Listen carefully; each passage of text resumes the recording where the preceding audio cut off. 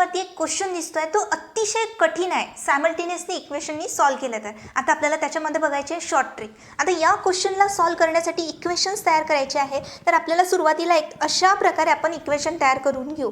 तर 2y + 2w = मिळणार मला 56 आणि y + wची व्हॅल्यू सॉल्व्ह केली तर मला मिळतात 28. First one. आता बघायचं याच्यामध्ये आडवं इक्वेशन आपण तयार करूया. आडवं म्हणजे y + x + w + z = 51. So अशा प्रकारे x + z + y + w = किती मिळालं मला 51. आता y + w ची व्हॅल्यू काय करायची, पुट करायची, = 51 आणि x + z. सो याच्यामध्ये मला x + z ची व्हॅल्यू मला मिळालेली आहे 23. आता ह्या इक्वेशनची व्हॅल्यू आता तयार करायचं इक्वेशन क्रमांक सेकंडवालं. तर बघा w + x + w + z = 57. तर 2w आले प्लस x + z आलेला आहे = 57.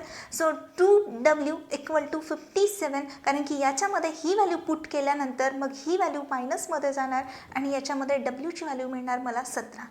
फिनिश्ड.